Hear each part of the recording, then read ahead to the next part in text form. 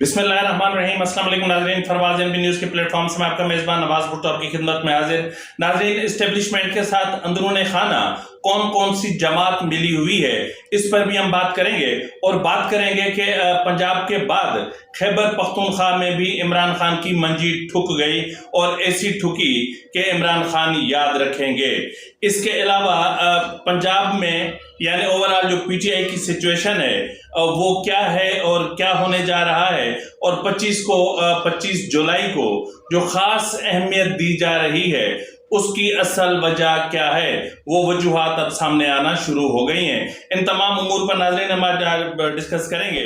आपसे इल्तमास है कि अगर आपको हमारे वीलॉग्स पसंद है तो मेहरबानी करके इनको सब्सक्राइब करना, लाइक करना और शेयर करना मत भूलिएगा। बेल आइकन दबा दीजिएगा ताकि आप तक बर वक्त हमारे वीलॉग्स पहुंचते रहें। नाज़रीन, सबसे पहले हम बात करते हैं इमरान खान की। इमरान खान हर लिहाज, हर तरफ, हर तरीके से घिर चुका है। एक तरफ जहां तोशाखाना केस इंतहाई सीरियस होता जा रहा है, तो दूसरी तरफ अगर आप देखें तो अल कादरी ट्रस्ट केस इतना मजबूत केस है कि वहां से इमरान खान के बचने का कोई इम्कान नहीं है। आखिर वो कौन सी उम्मीद है, आखिर वो कौन सा जो मामला है कि जिसने इमरान खान को इतना हौसला दिया हुआ है कि वो डीआईजी रैंक के अफसरान को धमकी लगाते हैं कि मैं वापस आ रहा हूं। तो बहरहाल वापस आने का मामला तो अपनी जगह पर है, लेकिन पिछले कुछ दिनों से जो परवेज खटक साहब जिनका ताल्लुक पीटीआई से था और वो पीटीआई के पहले जो है खैबर पख्तूनख्वा में वज़ीर आला रहे, फिर जो है वो वज़ीर दिफा बने, और उन्होंने जब इमरान खान से राहें जुदा की तो ये तवक्को जाहिर की जा रही थी कि परवेज खटक जो है नून लीग में शामिल होने जा रहे हैं या फिर इस्तेकाम पार्टी पाकिस्तान में जा रहे हैं। तो बहरहाल उन्होंने वो गुज़िश्ता रोज वाज़ेह किया था कि वो कहीं नहीं जाएंगे। तो आज उन्होंने एक बेहतरीन किस्म का इजलास बुलाया और उस इजलास में पीटीआई के तमाम साबिक अरकान कौमी व सूबाई असम्बली जिनका ताल्लुक खैबर पख्तूनख्वा से था, यानी यूं समझ लें कि मोर देन 60% जो लोग थे, यानी उनको आप यूं कह लें कि विनिंग कैंडिडेट्स जो थे वो उस इजलास में मौजूद थे और तफसीली मुशावरत की गई। और तफसीली मुशावरत के बाद परवेज खटक ने तहरीक इंसाफ पार्लियामेंटेरियंस यानी अपनी अलग पार्टी का ऐलान कर दिया, जिसका नाम पाकिस्तान तहरीक इंसाफ पार्लियामेंटेरियंस होगा, यानी जिस तरह पाकिस्तान पीपुल्स पार्टी पार्लियामेंटेरियंस बनी थी। तो इसी तरह जो है वो नाज़रीन खैबर पख्तूनख्वा में अब अगर इस वक्त की जो सिचुएशन है इसको अगर हम देखते हैं तो फिर यूं समझ लें कि खैबर पख्तूनख्वा में पीटीआई का सफाया हो चुका, यानी इमरान खान की बाकायदा वहां पर मंजी ठुक चुकी है। और इमरान खान के पास अब खैबर पख्तूनख्वा में समझ लें कि मतलब एक फैन क्लब तो रह गया है, बाकी कुछ भी नहीं बचा।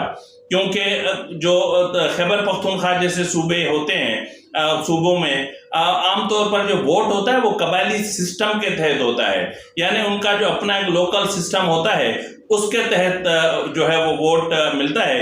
यही वजह है कि खैबर पख्तूनख्वा में आज तक कोई भी पार्टी अपने पांव नहीं जमा सकी, चाहे वो पाकिस्तान पीपुल्स पार्टी हो या कुछ भी हो।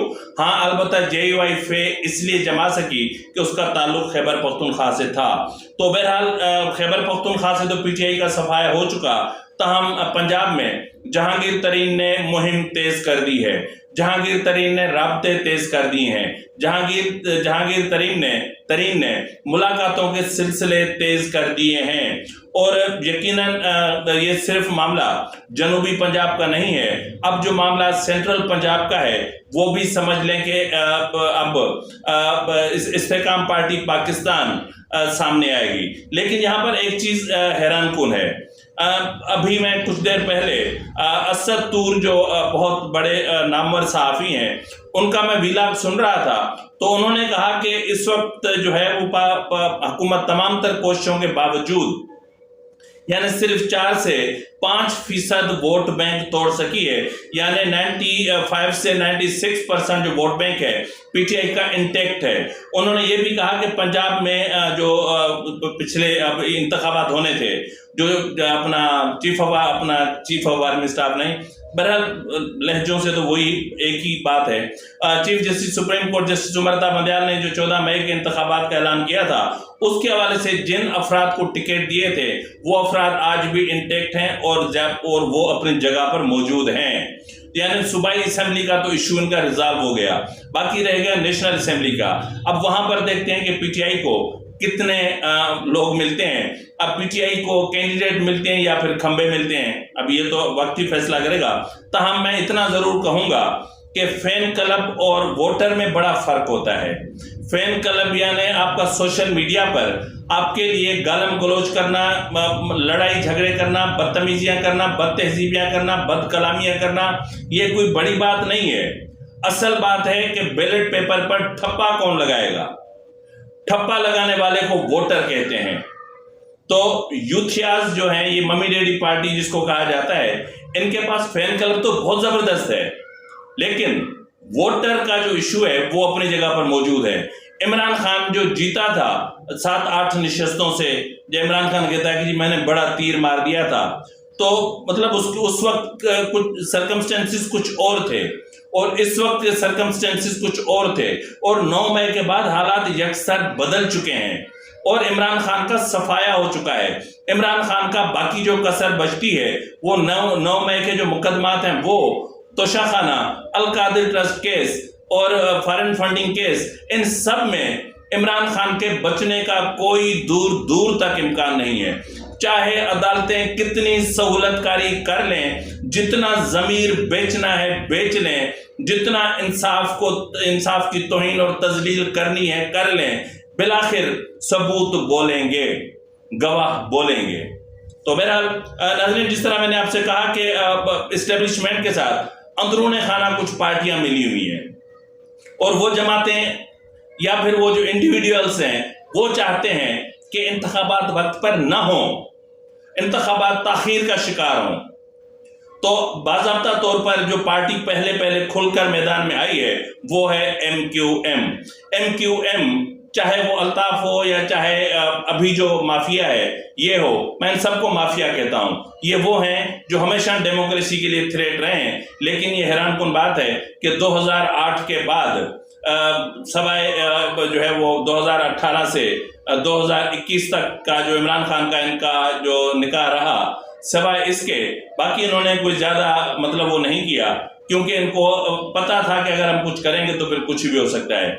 और दूसरी बात यह कि MQM ने खुलम खुला कहा है कि अगर इंतखाबात कुछ ताखीर से होते हैं तो भले हों, पर फ्री, फेयर एंड ट्रांसपेरेंट हों, नई डिजिटल मर्दमशुमारी के तहत हों और पहले हल्का बंदियां की जाएं, क्योंकि MQM समझती है कि हल्का बंदियों से इनके जो अपना वो हल्के हैं वो बढ़ेंगे और इनकी नज़र सिंध की वजारत आला पर है। वो सिंध पर हुक्मरानी करना चाहते हैं, वजारत आला हासिल करना चाहते हैं और वजारत आला के हुसूल के बाद वो हर सूरत में, क्योंकि अगर सखर से इनको 2 या 1 निशस्त मिलती है, अगर नवाब शाह से इनको 1-8 निशस्त मिल जाती है, अगर मीरपुर खास से इनको 1-2 निशस्तें मिल जाती हैं, अगर हैदराबाद से इनको कुछ निशस्तें मिल जाती हैं, अगर कराची क्लीन स्वीप कर लेते हैं, तो फिर इनका पहला टारगेट होगा सिंध की तकसीम। बिल लाएंगे सिंध असेंबली में कि सिंध को 2 इंतजामी यूनिट्स में तकसीम कर दिया जाए, और ये इनका बहुत पुराना ख्वाब है। तो इसलिए ये नंगे होकर सामने आ गए हैं। अब कह रहे हैं कि जी अब पुरानी मर्दमशुमारी पर हमें इंतखाबात कबूल नहीं है।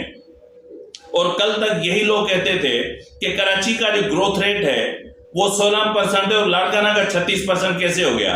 तो लाड़काना में इसका मतलब कि गांव देहातों से लोग माइग्रेट करके ज्यादा आए और कराची में नहीं आए। तो इन MQM के हजरात के लिए जो है वो एक छोटी सी बात गोश गुजार करता चलूं कि पिछले सैलाब से यानी 2010 के बाद जो सैलाबी सूरत हाल रही है उससे बहुत ज्यादा माइग्रेशन हुई है और उसका जो प्रेशर पड़ा है वो मुख्तलिफ शहरों पर पड़ा है, उसका प्रेशर कराची पर कम पड़ा है। तो इसलिए आपको ये याद रख लेना चाहिए। इसके अलावा नाज़रीन, जो दूसरा जो अहम तरीन बंदा है जो एस्टेब्लिशमेंट से मिला हुआ है वो है हमारे वजीर आजम शहबाज शरीफ साहब। शहबाज शरीफ को वजारत उज़्मा चाहिए और वो वजारत उज़्मा के लिए अपने बड़े भाई की ख्वाहिशात और जज्बात को भी कुर्बान करने के लिए तैयार हैं। یہ وزارت عظمیٰ کی ہی بھوک تھی کہ شہباز شریف نے ایسی کوئی قانون سازی نہیں کی یا 1.5 سال میں ایسے کوئی اقدامات نہیں کیے، نہ ہی ان کی لیگل ٹیم نے کیے کہ جس سے نواز شریف کی واپسی آسان ہو سکے، نواز شریف کی واپسی کے راستوں کو آسان بنایا جا سکے۔ لیکن اس وقت جو ذرائع کہہ رہے ہیں کہ اسٹیبلشمنٹ نے شہباز شریف کو یقین دہانی کرائی ہے کہ آپ کی موجودہ ٹیم اگلے عام انتخابات کے بعد بھی حکومت بنائے گی اور یہ ہم بنوائیں گے۔ تو ایسی صورتحال میں آپ مجھے بتا دیں کہ کیا مطلب اس کو ہم free fair and transparent election کہیں گے؟ لیکن افسوس کی بات یہ ہے کہ سچ کہتے ہیں کہ سیاست کے سینے میں دل نہیں ہوتا، سیاست بڑی شفاف اور بے رحم ہوتی ہے۔ یہ اپنوں کی میتوں پر بھی یہ آپ کو سیاست کرنے پر مجبور کرتی ہے، اپنوں کے جنازوں کے کاندھوں پر بھی یہ جو ہے کاندھا دینے پر بھی سیاست کرنے پر مجبور کرتی ہے، اپنے کو لحد میں اتارنے کے مرحلے پر بھی آپ کو سیاست کرنے پر مجبور کرتی ہے۔ یہ سیاست یہ بڑی بے رحم ہے، یہ بڑی بے وفا ہے، یہ بڑی شفاق ہے، اس کے سینے میں دل نہیں ہے۔ تو بہرحال پاکستان پیپلز پارٹی اپنے طرف سے اپنی کوششوں میں لگی ہوئی ہے اور جہانگیر ترین سے بھی رابطے کر رہی ہے اور مختلف معاملات چل رہے ہیں۔ تو بہرحال اب خیبر پختونخوا میں اگلی جو حکومت ہوگی وہ پاکستان تحریک انصاف پارلیمنٹیرینز اور JUIF بنائیں گے اور وفاق میں یہی چوچو کا مربع بنے گا اور وزیر اعظم شہباز شریف بنے گا۔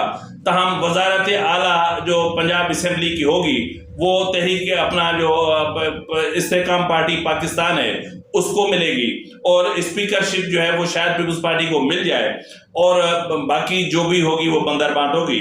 تو ناظرین، یہ جو اس وقت کی سچویشن ہے یہ آپ کے خدمت میں گوش گزار کرنی تھی کہ عمران خان چاروں شانے چت ختم، دی اینڈ فنش۔ اسی کے ساتھ ہی اپنے میزبان نواز بھٹو کو اجازت دیجیے، فی امان اللہ۔